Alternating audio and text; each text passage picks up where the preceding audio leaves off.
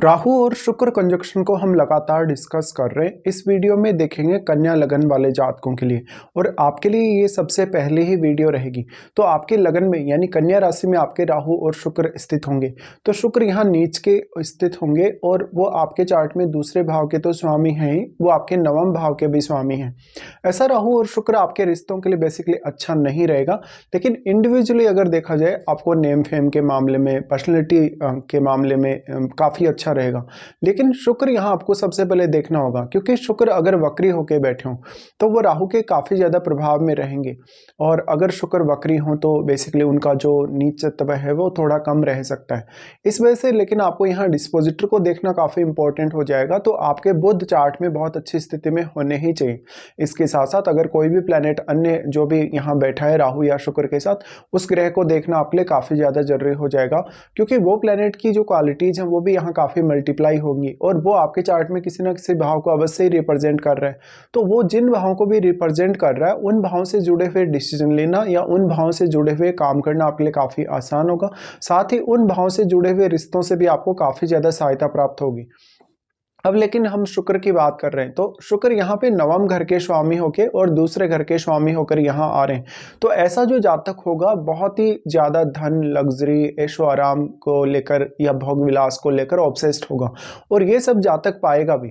लेकिन यहाँ पर कभी कभी आपकी जो छवि है वो बहुत ज़्यादा खराब हो जाती है। अगर स्त्री का चार्ट हो तो उसको नेम फेम मिलने के चांसेस ज़्यादा होंगे पुरुष की तुलना। लेकिन अगर पुरुष का चार्ट हो तो पुरुष को कभी कभी लोग बहुत ही गलत तरीके से भी जज करते हैं, इसलिए आपको यहाँ सारी स्थितियों को विचार करना होगा। अब यहाँ जिन जिन ग्रहों का भी एस्पेक्ट है आपके लगन पे, उन ग्रहों को देखना होगा। साथ ही आपके चार्ट में बुध का जो इंपॉर्टेंस है काफी ज्यादा है। तो बुध आपके चार्ट में अगर वेल प्लेस्ड है तो राहु और शुक्र का जो कंजक्शन है वो और भी ज्यादा आपके फेवर में रहेगा।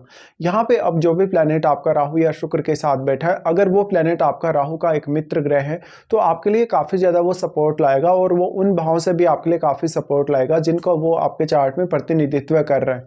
लेकिन मान लो अगर यहाँ पे राहु और शुक्र बहुत ज्यादा क्लोज हैं और यहाँ कोई अन्य ग्रह स्थित नहीं है, या इवन आपका जो बुध है चार्ट में वो भी वेल प्लेस्ड नहीं है, तो इस केस में आपको काफी ज्यादा इश्यूज आ सकते हैं। वैसे देखा जाए तो जो कन्या राशि है उसमें राहु के रिजल्ट काफी ज्यादा बेहतर होते हैं, लेकिन शुक्र के साथ आ जाने की वजह से थोड़ा सा जो राहु का प्रभाव है वो यहाँ बदल जाएगा।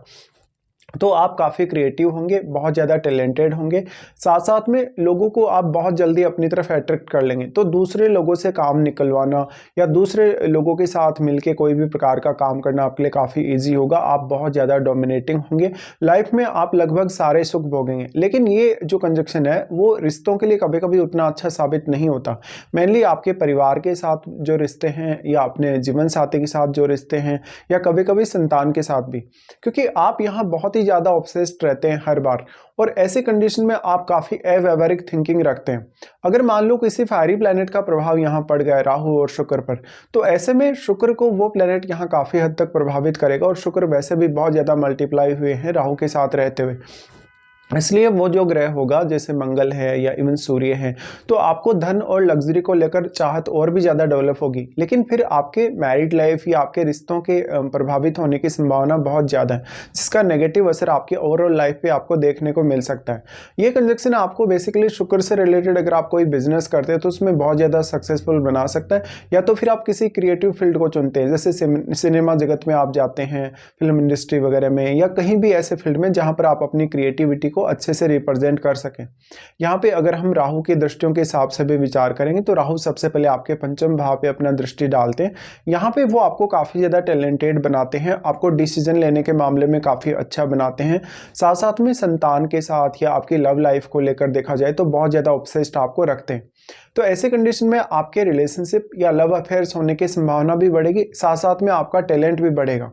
तो आप एक बहुत ही ऊर्जावान, एक बहुत ही क्रिएटिव व्यक्ति नजर आएंगे। स्त्रियों का चार्ट हो तो उनके केस में इस बात की संभावना सबसे ज़्यादा होगी कि वो सबसे ज़्यादा क्रिएटिव होंगी और टैलेंटेड होंगी। अब लाइफ में किसी भी प्रकार की कोई रणनीति आपको बनानी है, कोई भी आपको स्पेसिफिक डिसीजन लेना, उस मामले में आप काफ़ी अच्छे से विचार कर सकेंगे।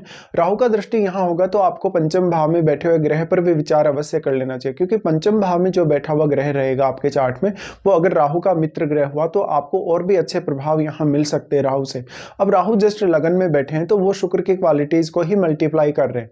इसलिए आपका, क्योंकि शुक्र दूसरे घर का स्वामी है, ऐसे में आपको बहुत ज़्यादा ऐशो आराम या फैमिली लाइफ को लेकर बहुत ज़्यादा ऑब्सेस्ड आपको रहेगा कहीं ना कहीं। तो इस केस में आप ये देख सकते हैं कि आप अपनी फैमिली को बहुत ज़्यादा डोमिनेट करके रखेंगे हमेशा ही, इवन अपनी संतान को और अपने पार्टनर को भी।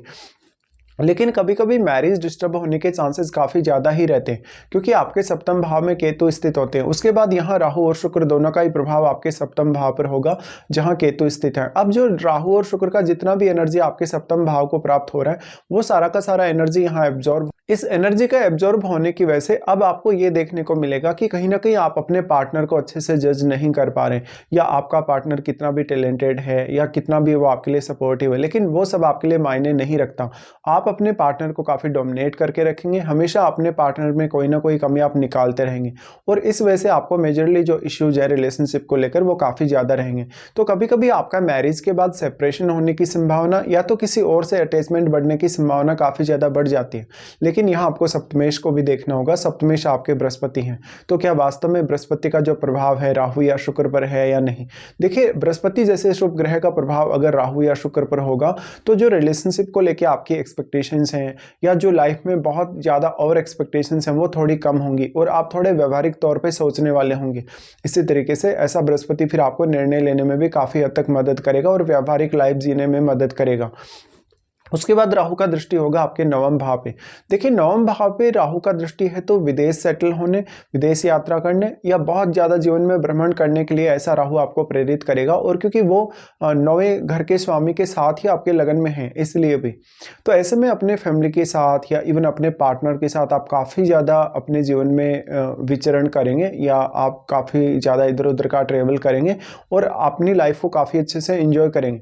लेकिन क्योंकि राहु है तो राहु के पास कोई लिमिट नहीं है। जितना ज़्यादा आप कहीं ना कहीं घूमेंगे फिरेंगे या जो भी आप ट्रैवल वगैरह करेंगे, तो आप जितना ज़्यादा उसको एंजॉय कर सके उतना आपके लिए कम होगा। ऐसे में देखिए, जो भी जातक है, चाहे पुरुष हो चाहे स्त्री हो, वो काफ़ी अट्रैक्टिव होते हैं और उनकी एक्सपेक्टेशन लेकिन काफ़ी ज़्यादा जीवन में बढ़ती जाती है। तो धन लग्जरी पाने के लिए तो एक अच्छा कंजक्शन माना जा सकता है।